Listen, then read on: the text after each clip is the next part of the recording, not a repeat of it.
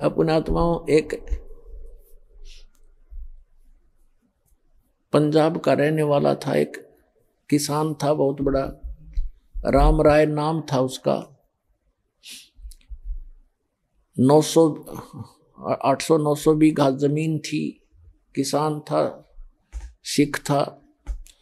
पहले ये सिख थे, सिख का यानी अपने हिंदुओं से ही अलग से, जैसे आज ये राधा स्वामी वाले कौन है, इसमें सभी जाति के लोग हैं हिंदू ही तकरीबन, या सिख भी हैं। आगे चल के ये धर्म का रूप धारण कर लेगा तो हमारा दुर्भाग्य ही होगा।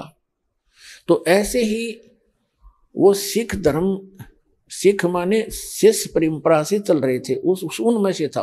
और नानक गुरु ग्रंथ साहिब की वाणी से वो काफी प्रभावित तो हैं सिख धर्म के, पंजाब के व्यक्ति। तो गरीबदास साहिब जी आए हुए थे, उस परमात्मा को प्राप्त कर चुके थे, भगवान उनको मिले थे, सचखंड लेकर गए थे, वापस छोड़ा था। और उन्होंने उनको परमात्मा कबीर जी ने वो उनके अंतःकरण में ये अनमोल तत्व ज्ञान फीड कर दिया था। वो तत्व ज्ञान उन्होंने गरीबदास जी की वाणी रूप में दास के पास उपलब्ध है।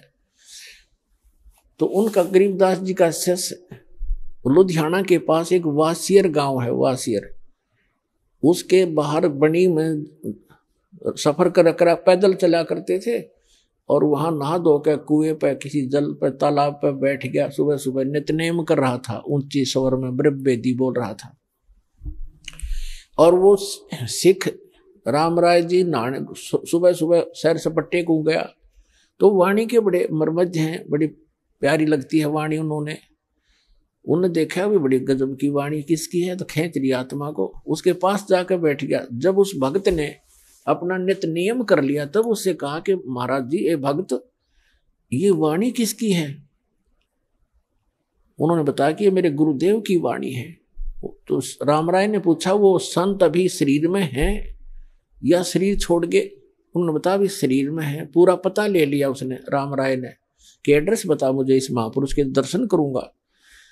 तो वहां से चल पड़ा, छुटानी पहुंच गया लुधियाना से।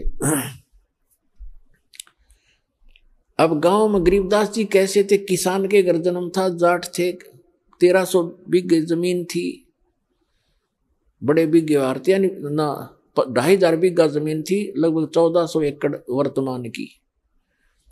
और खूब पैसे वाले थे। और लेकिन खेत में अपना हाथ से काम करते थे, खेतों पशुओं का चारा भी स्वयं लाते थे, क्योंकि महापुरुषों में अभिमान नहीं होता है, ना धन का, ना तन का, ना किसी संतान का। तो राम राय जी सुबह सुबह पहुंचे। छोड़ानी गांव में थोड़े से घर थे, कुछ बाहर के व्यक्ति भी आ जाते थे गरीबदास जी के दर्शन और प्रवचन सुनने के लिए, 10-20 मिनट बैठ जाते थे, 2-4-5-4 उनके शिष्य। तो जब वो घर पे पहुंचा गरीबदास जी के घर पे, तो गरीबदास जी घर पे नहीं थे, वो खेतों में गए हुए थे, अपना घूमने जाते थे सुबह सुबह। वो जा लिया सुबह ब्रह्म मुहूर्त में। तो उन्होंने पूछा, वहां पे गरीबदास जी हैं? वहां बैठे हुए गांव के व्यक्तियों ने और एक आध दूसरे गांव से आकर बैठा था, उनने सब ने मिलकर कहा कि महाराज जी तो भाई घूमने गए हैं, आ जाओ बैठ जाओ आप। तो उसने सोचा भाई महात्मा का दर्शन करके अनहार करूंगा, इतनी दूर से आया हूं, और ऐसे महापुरुष की ऐसी वाणी, तो वो खुद कैसे होंगे जिनकी अमृत वाणी ऐसी है। इस बात से प्रेरित होकर उसने कहा, मुझे ये बता दो वो किस साइड में गए हैं। गाँव वालों ने कहा, भाई इधर जाया करते हैं घूमने, और कितनी देर में आ जाएंगे? वहां बैठे व्यक्तियों ने कहा, भाई वो तो उनके मूड की बात है, आवत है अभी आ जा, ना तो भाई दोपहर 10-11-12 बजा दे। तो उसने सोचा इतनी देर क्यों वाट इंतजार करी, उनसे पूछ कर पता करके कौन सी दिशा में, एक रास्ता बता दिया उन्होंने कि रास्ते पर चले जाओ, आगे ऐसे ऐसे एक झोपड़ी, एक रहट मिलेगा, और वहां उस झोपड़ी में मिल सकते हैं आपको। अब कहने का भाव ये है, ज्यादा ना इसको लंबा करके, समय सत्संग का होने वाला है। तो जब वो जा रहे थे, गरीबदास जी आ रहे थे उसी रास्ते से, सिर पे पशुओं का चारा एक गट्ठड़ लेकर, बंडल, बरोटा बोल रहे हैं हमारे हरियाणा, बरोटा सरसों उसका, जवार का। और देश अपना, जैसे हरियाणा के लोग पहनते थे धोती कुर्ता, सिंपल ड्रेस।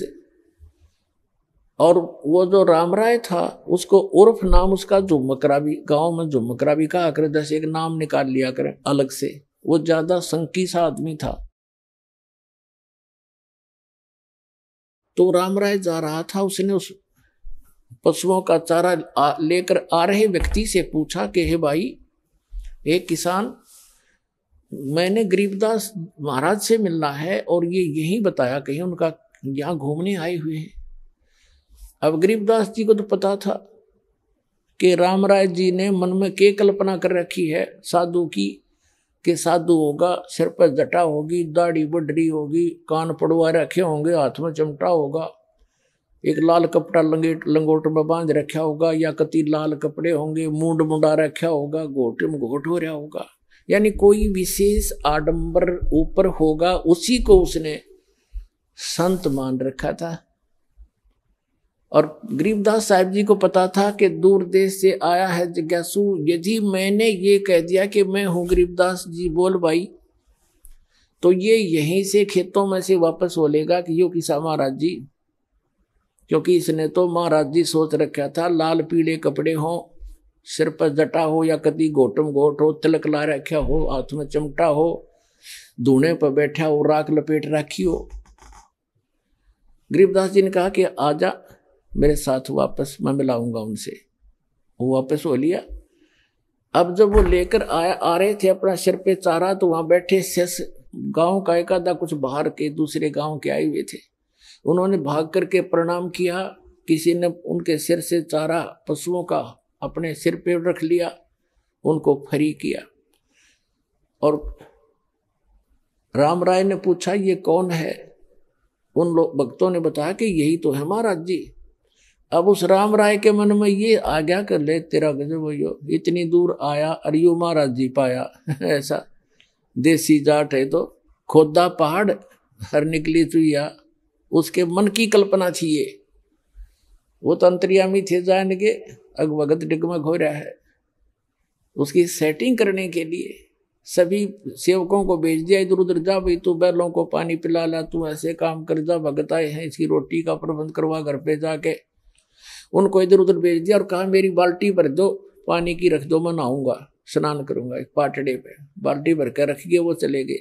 रह गए वो आत्मा और वो महात्मा गरीबदास जी। गरीबदास जी ने स्नान किया, स्नान करके धोती बांधते थे और धोती का एक पल्ला अलग से सपेर कर लेते, तो उसको गोल गोल करके एज ए बेल्ट बांधा करते ऊपर के, धोती को लपेट के जैसे, और उसके ऊपर के उसी का धोती का हिस्सा एक पल्ला बांध लिया करते, उसको अड़बंद कहते हैं। और गरीबदास जी के उंगली के कोई वैसे ही थोड़ा बहुत कोई चोट लगी हुई थी, तो गरीबदास जी ने कहा कि ए झुमकरा, आइए भाई मेरी धोती का यो कपड़ा बांध दे, मेरा हाथ का चोट लग रही है, काम नहीं करता। अब उसने झुमकरा नाम का पता जब पहले तो फूक उड़े निकलेगी उसकी कि इसने तो मेरा उर्फ नाम भी बता दिया, मैंने तो जिक्र भी नहीं किया मेरा नाम क्या है, कैसे हूं। उसका कुछ शंका हुई, भाई झुमकरा मैंने मेरे को गांव में तो कहा करते, पर यहाँ कैसे पता लग गया झुमकरा। और परमात्मा ने इसलिए कहा उसको झुमकरा क्योंकि उसका मन झूम रहा था कि यू किसा महाराज जी बता कहाँ आ गया, मेरे कैसा जमींदार है, किसान है, अच्छा काया माया में इतनी दूर आया, नंगे पैदल चल के आया। गरीबदास जी ने धोती का जो पल्ला था उसको कहा ले बांध दे मेरे शरीर के चारों तरफ का, जहां बेल्ट बांधते हैं ऐसे कर लेते हो धोती के कपड़े को, ऐसे ऐसे घुमा घुमा के ऐसे कर। और उसने कहा कि ले बांध दे मेरे चौगुर देख। वो चारों तरफ का लपेट कर ऐसे गांठ लगाने लग गया। वह गांठ शरीर के अंदर से निकल गया गरीबदास जी के शरीर से, और कब उस धोती का लग गई कपड़े का। और गरीबदास जी ने ऐसे मुंह कर लिया दूसरी साइड में जैसे देख ना रहे हो।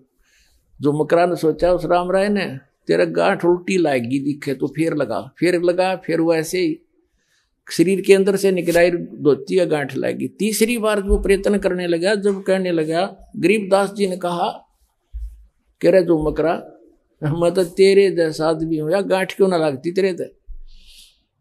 जब उसने ऊपर को देखा उनके मुंह की तरफ, क्योंकि राम राय जी विष्णु जी के पुजारी थे, भले ही वो शिष्य थे, सिख थे। जब उन्होंने ऊपर देखा तो श्री विष्णु जी का रूप बन गया, इतने से ऊपर ऊपर गरीबदास जी का मोर मुकुट हाथ में शंकर चक्र गदा, चरणों में पड़ गया, पैर पकड़ दिए, हे महाराज भूल लागी, मैं तो गलत सोच लिया मैंने आपके बारे में, आप तो भगवान हो। फिर देखा तो फिर गरीबदास ने कहना, अब उसने सोची मैं विष्णु जी का पुजारी हूं और इसने मुझे उस उर्फ नाम से पुकार दिया, इसलिए मैं प्रभावित हो गया, मेरी ही कोई कल्पना होगी। तो फिर डांट गया अपने मन में, ना भगवान तक हो ना। फिर वो बैठ गया, कोई शक्ति है जरूर जिसके ऊपर मैंने कुछ देखा है, और इसके शरीर से धोती अंदर से शरीर से निकल गई। फिर कहने लगा परमात्मा बोल, गरीबदास जी कहने लगे बच्चा बैठ जा। 2 घंटे ज्ञान दिया उसको, सारी सृष्टि रचना सुनाई, सतत्व ज्ञान समझाया। हम सुल्तानी नानक तारे दादू को उपदेश दिया, जात दुल्हा भेद नहीं पाया काशी माए कबीरवा। तब उस जुमकरा ने, उस राम राय ने कहा, भगवान ऐसा ज्ञान तो आज तक किसी ने बताया नहीं मारे थे। तब गरीबदास जी ने कहा था कि तत्व भेद कोई ना कह रे झूमकरा, यू पैसे ऊपर नाच सुनो राई झूमकरा, कोटों मध्य कोई नहीं रे झूमकरा, अरबों में कोई गर्क सुनो राई झूमकरा। ए झूमकरा राय कहते हैं, राय साहब यानी हे जैसे लैंडलॉर्ड था वो, कि हे राय झूमकरा, ए राय साहब, करोड़ों कहते हैं तत्व भेद किसी के पास नहीं है, ये सब पैसे ऊपर ढोल पीट रहे हैं, पैसे उद्देश्य लेकर ये दंत कथा सुना रहे हैं।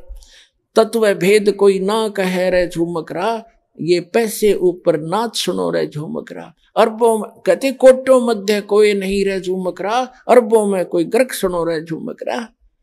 इन करोड़ संतों में आपको कोई संत नहीं मिलेगा, अरबों में कोई एक गर्क मिलेगा। गर्क माने कंप्लीट इन ऑल रिस्पेक्ट, यानी सैचुरेटेड, जिसके पास ज्ञान भी पूरा हो, जिसके पास मंत्र भी पूरे हो, जिसको अधिकार भी हो परमपिता की ओर से। कैसे ऐसा संत तुझे अरबों में पावेगा, करोड़ों में भी नहीं मिलेगा।